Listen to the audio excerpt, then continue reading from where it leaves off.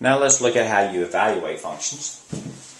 So first we need to just think about notation for a minute. So let's say you had f of x is equal to 3x squared minus 5. The way to read that is that f is a function of x, and what it is wherever the x is, we substitute in whatever becomes here. So for example, f of 2 would be 3 parentheses squared minus 5, and whatever is here goes there. In this case it's a 2, so a 2 goes there. And then you just simplify that.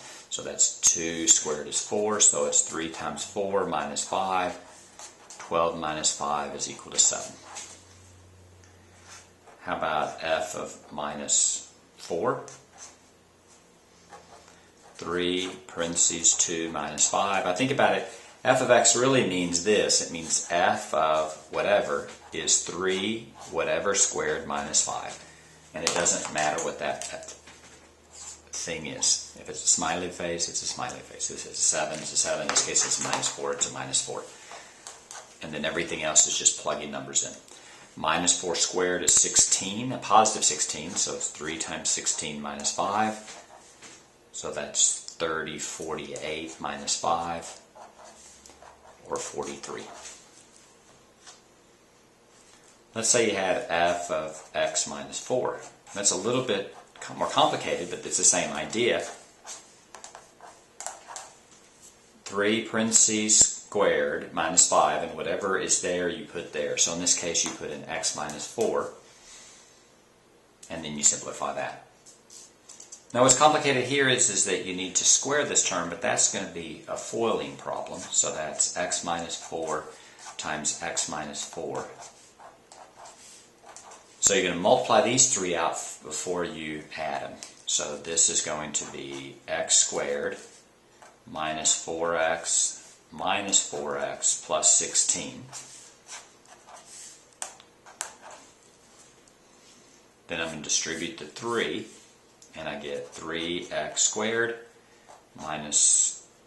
Actually, what I'm going to do first, I'm going to back up for a second. I'm going to combine like terms first. Let's do that first.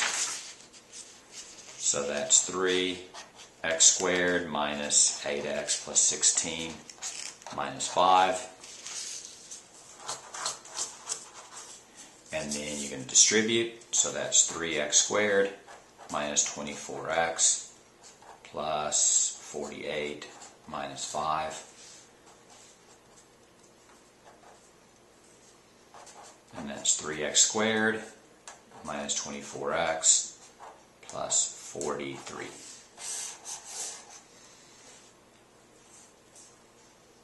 And that starts to lead us into our next problem.